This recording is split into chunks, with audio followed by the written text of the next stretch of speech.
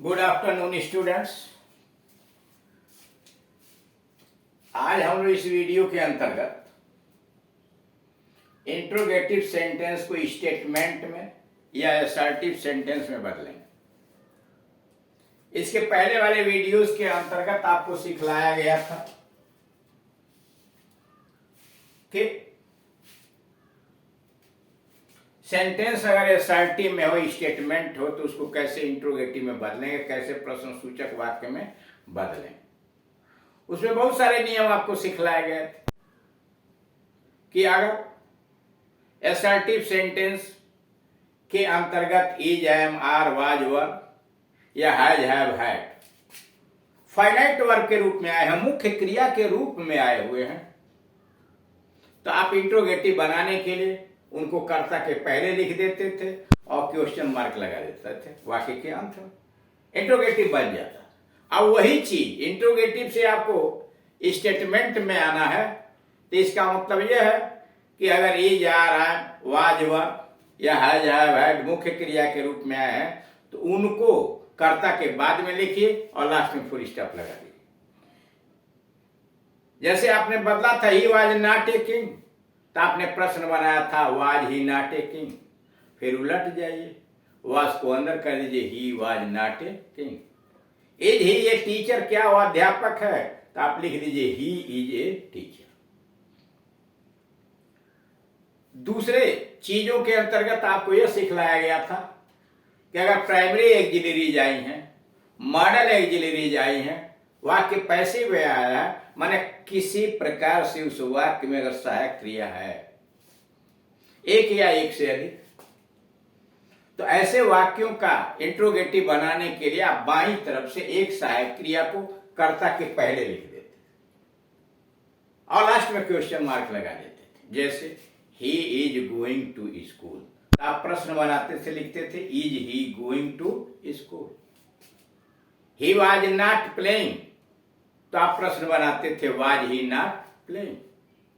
अब उसी को आपको इंट्रोगेटिव बनाना है, तो जिस वाक्य के अंतर्गत is, are, am, was, were, has, have, had, do, does, did, do, does, did नहीं, ये modal auxiliary verb will, would, shall, should, can, could, may, might इत्यादि आया हो, सहायक क्रिया के रूप में आया है, तो उस सहायक क्रिया को आप कर्ता के बाद लिख दीजिए। जैसे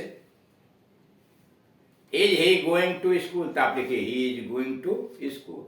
वाज ही प्लेइंग, तो आप लिखिए ही वाज प्लेइंग, यानी वाज को ही के बाद ला, सेंटेंस असर्टिव हो जाए। हाँ, अगर सेंटेंस प्रेजेंट इंडेफिनिट टेंस में दिया गया हो और डज से शुरू, जैसे does he go to school, तो आप डज हटा दीजिए और मुख्य क्रिया में एस जोड़ दीजिए।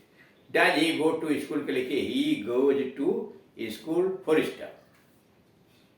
Does Sita sing a song, तो डज हटाइए, लिखिए सीता सिंग्स ए सॉन्ग।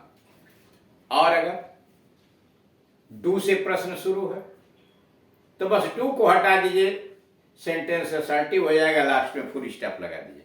जैसे do you eat fish, do हटा दीजिए, you eat fish, full stop. Do they play A game, do हटाइए, दे प्ले ए गेम। और अगर सेंटेंस डिड से शुरू है, did he go to school, क्या वह विद्यालय गया, आप डिड को हटा दीजिए और क्रिया को सेकंड फॉर्म में लिख दीजिए, he went to school. Did he go to school का ही वेंट टू स्कूल। ये तरीके हैं आपको असर्टिव से इंट्रोगेटिव बनाने का और इंट्रोगेटिव से असर्टिव में बैक होने का। तो अगर आप असर्टिव सेंटेंस को इंट्रोगेटिव में चेंज करना जानते हैं, तो इंट्रोगेटिव को असर्टिव में बदलना आसान काम है। उसी में कुछ नियम यहां सिखला दिए। Change of interrogative into statement या असर्टिव। इंट्रोगेटिव स्टेटमेंट यानी assertive. Do you like T, do से प्रश्न शुरू है, डू यू लाइक टी, इसलिए मैं कहा जाएगा कि डू को हटा दीजिए, लास्ट में फुल स्टॉप लगा दीजिए, सेंटेंस असर्टिव हो जाएगा। यानी वह वाक्य जो डू से बना हुआ प्रश्न, ऐसे सभी वाक्य जिन प्रश्नों की शुरुआत डू से होती है, डू क्या है, सहायक क्रिया है, यानी डू से अगर प्रश्न बना हुआ है तो उसमें से डू को हटा दीजिए और लास्ट में फुल स्टॉप लगा दीजिए। जैसे डू यू लाइक टी, तो you like T full stop. आप चाय पसंद करते हैं। Does mister Mathur teach us history? क्या मिस्टर माथुर हमें इतिहास पढ़ाते हैं? Does mister Mathur teach us history? Does को हटाइए और क्रिया में यस ईएस जोड़ दीजिए। मिस्टर माथुर टीचेज, यहाँ टीच था उसमें ईएस या यस नियमानुसार जोड़ दीजिए।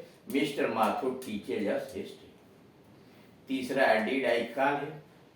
क्या मैंने उसे बोला है? डिड आई कॉल हिम, तो हो गया डिड को हटा दीजिए और कॉल को सेकंड फॉर्म में लिख दीजिए। I called him. Did I call him का I called him. Are they hungry? तो यहां देख रहे हैं is are am was were, आपको बताया गया हैज हैव हैड अगर फाइनाइट वर्ब के रूप में आए हैं और उसी से प्रश्न बना है तो उसको आप कर्ता के बाद में लिखिए और लास्ट में फुल स्टॉप लगा दीजिए। जैसे आर दे हंग्री, क्या वे भूखे हैं, तो इस आर को यहां लिख दीजिए कर्ता के बाद, they are hungry full stop, वे भूखे हैं। और अगर एक या एक से अधिक सहायक क्रिया आई हुई हैं तो सहायक क्रिया को भी अंदर यानी कर्ता के बाद लिखिए। जैसे इज सी नॉट वॉशिंग, क्या वह नहीं धो रही है, वह इज सी नॉट वॉशिंग, तो she is not washing, last में full stop, she is not washing. Is Ram never angry? क्या राम कभी क्रोधित नहीं होता है, तो Ram is always angry, Ram is always angry. या नेवर भी आप यह लिख सकते हैं, यह थोड़ा कर दिया गया है कि अफर्मेटिव बना दिया गया है, ये नेवर के जगह पर ऑलवेज कर दिया गया है, लेकिन आप यहां पर नेवर लिख सकते हैं। Ram is never angry. Can you help?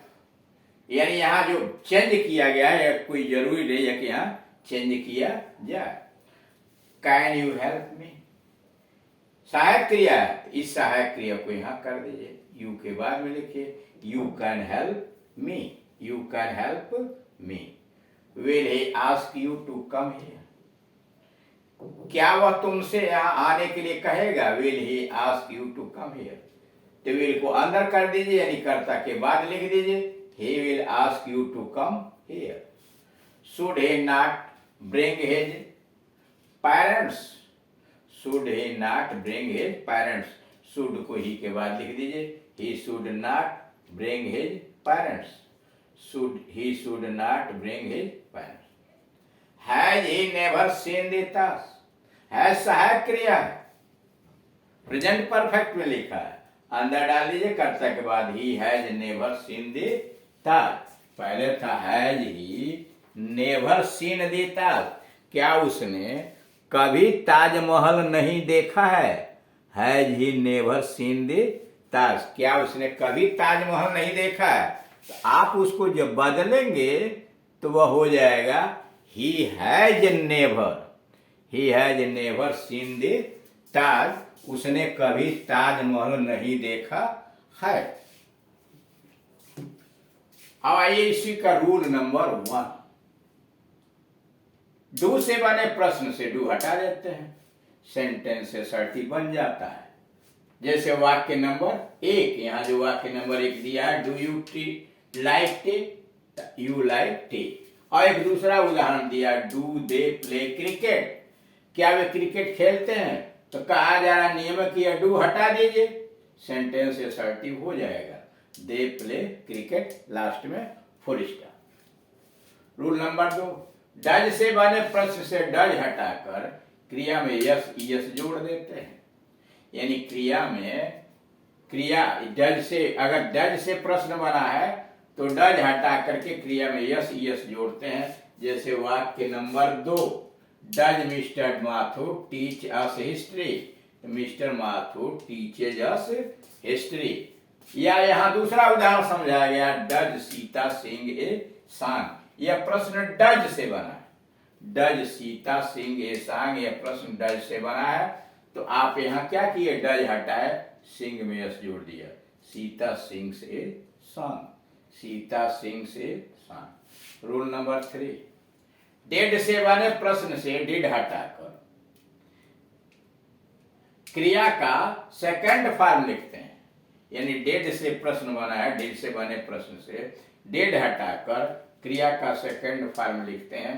जैसे वाक्य नंबर 3, यहाँ वाक्य नंबर 3 लिखा, did I call him, I called him, did I call him का I called him. Rule number 4, अन्य सहायक क्रियाओं से बने प्रश्नों में, यानी अन्य सहायक क्रियाओं से बनो प्रश्नों में सहायक क्रिया को कर्ता के बाद में लिख देते हैं। यानी अन्य सहायक क्रिया are, am, was, were, can, could, may, might इत्यादि आई है, तो उसे कर्ता के बाद लिख देते हैं। जैसे दिया है वाक्य नंबर 7, 8, 9 और 10। 7, 8, 9 और 10 में 7 में देखने दिया, can you help me, can को अंदर कर दिया, you can help me. Will he ask you to come here, he will ask you to come here. 9, should he not bring his parents, he should not bring his parents. Has he never seen the Taj, he has never seen the Taj. यहाँ उसी के दूसरे उदाहरण लिखे, was he swimming in the river, he was swimming in the river, he was swimming in the river। will she be reading Hindi, देख रहे इसमें दो सहायक क्रिया, तो इस सहायक क्रिया को भी अंदर लिखिए, she will be reading Hindi, she will be reading Hindi।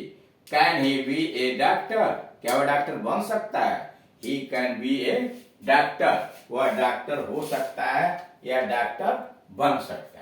तो इस प्रकार से आप देख रहे हैं कि सेंटेंस को अगर आप असर्टिव से इंट्रोगेटिव बनाना जानते हैं तो इंट्रोगेटिव से असर्टिव बनाना बहुत आसान काम हो जाता है। और जैसे जैसे आप प्रैक्टिस करेंगे वैसे वैसे कुशल होते चले जाएंगे। आप वीडियोस को देखिए और अगर समस्या खड़ी होती है तो दिए गए नंबर पर कॉल करके आप अपनी समस्या का समाधान करा सकते हैं। Thank you.